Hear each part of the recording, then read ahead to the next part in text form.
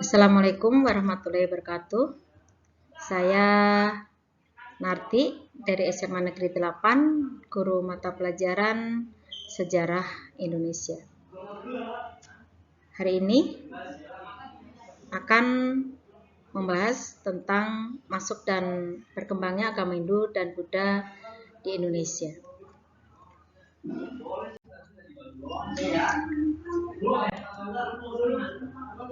Pada awal abad Masehi, jalur perdagangan tidak lagi melewati jalur darat, tapi jalur sutra, tetapi beralih ke jalur laut sehingga secara tidak langsung perdagangan antara Cina dan India melewati Selat Malaka. Untuk itu, Indonesia ikut berperan penting aktif dalam perdagangan tersebut. Yang kedua, akibat hubungan dagang tersebut, maka terjadilah kontak hubungan antara Indonesia dan Cina, antara Indonesia dengan India. Hal inilah yang menjadi salah satu penyebab masuknya budaya India atau budaya Cina ke Indonesia. Beberapa hipotesis masuk dan berkembangnya agama Hindu dan Buddha ke Indonesia.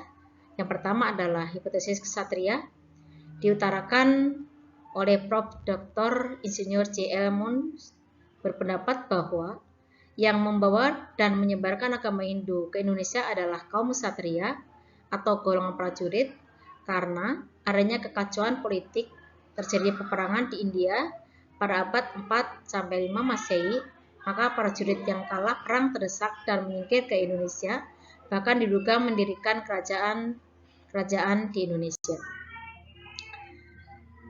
Hipotesis yang kedua yaitu hipotesis Waisa, diutarakan oleh Dr. N.J. Krom, berpendapat bahwa agama Hindu masuk ke Indonesia dibawa oleh kaum pedagang yang datang untuk berdagang ke Indonesia, bahkan diduga ada yang menetap karena menikah dengan orang Indonesia.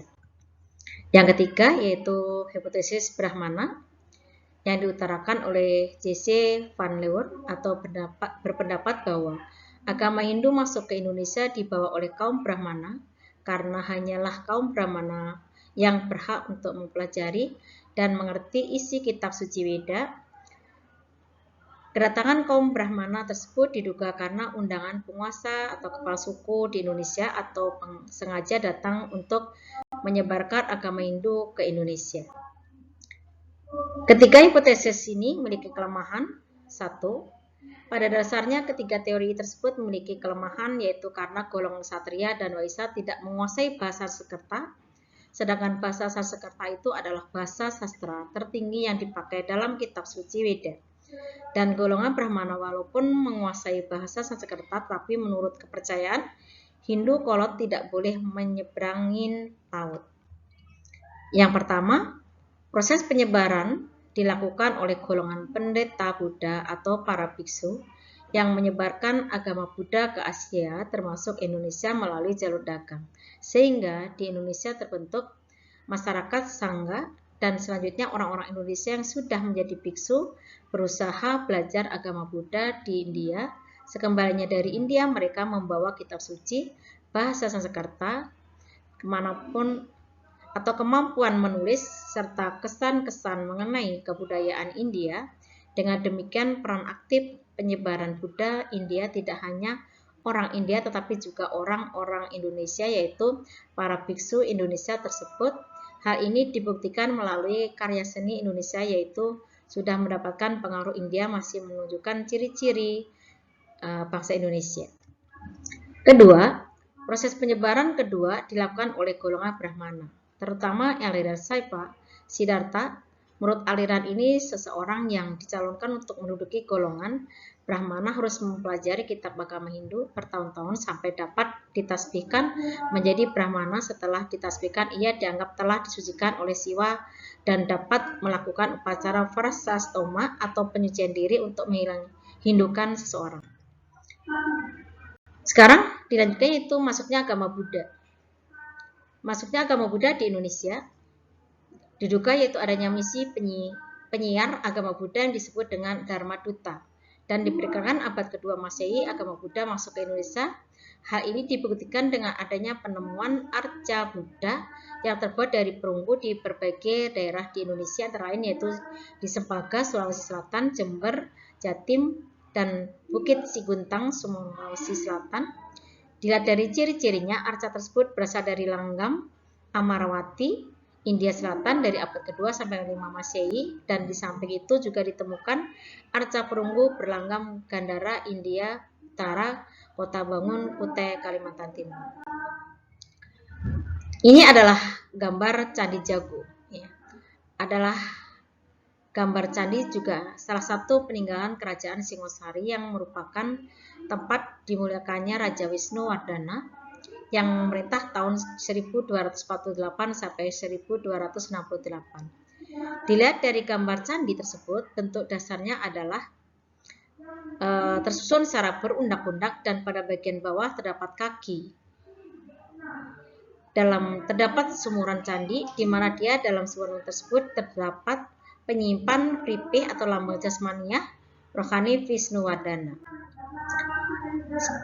Kerajaan-kerajaan yang bercorak Hindu maupun Buddha di Indonesia, terutama itu kerajaan pertama tertua di Indonesia itu adalah Kerajaan Kutai. Kerajaan Kutai adalah kerajaan pertama di Indonesia yang beragama Hindu. Dilihat dari kehidupan sosial budaya, dalam kehidupan budaya dapat dikatakan kerajaan Kutai sudah maju walaupun menganut Hindu belum lama diterima. Hal ini dibuktikan melalui upacara penghinduan atau pemberkatan memeluk agama Hindu atau disebut dengan upacara Varshastoma. Upacara Varshastoma dilaksanakan sejak pemerintahan Aswaparman karena Kudungga masih mempertahankan ciri-ciri keindonesiaannya, sedangkan yang memimpin upacara tersebut menurut para ahli dipastikan adalah upacara pendeta atau Brahmana dari India. Yang ketiga, pada masa Raja Mulawarman kemungkinan sekali adanya upacara penghinduan dipimpin oleh seorang pendeta kaum Brahmana dari orang Indonesia asli. Yang selanjutnya yaitu dengan adanya kaum Brahmana asli orang Indonesia membuktikan bahwa kemampuan intelektual tinggi terutama dalam hal penguasaan terhadap bahasa Sanskerta pada dasarnya bukan bahasa rakyat India sehari-hari, melainkan lebih merupakan bahasa resmi kaum Brahmana untuk masalah keagamaan. Contoh peninggalan yaitu Candi Borobudur merupakan salah satu peninggalan kerajaan Mataram di India dari 3 tingkatan. Pada tingkat yang paling atas terdapat patung Dhyani Buddha. Patung Dhyani Buddha inilah yang menjadi tempat pemujaan umat Buddha. Di samping itu juga pada bagian atas juga terdapat atap candi yang berbentuk stupa. Yang ketiga yaitu untuk Candi Buddha di India hanya berbentuk stupa, sedangkan di Indonesia stupa merupakan ciri khas candi yang bersifat agama Buddha. Setelah membahas beberapa hipotesis masuknya agama Hindu ke Indonesia, untuk pertemuan selanjutnya kita akan membahas tentang masuknya Islam ke Indonesia. Sekian, Assalamualaikum warahmatullahi wabarakatuh. Terima kasih.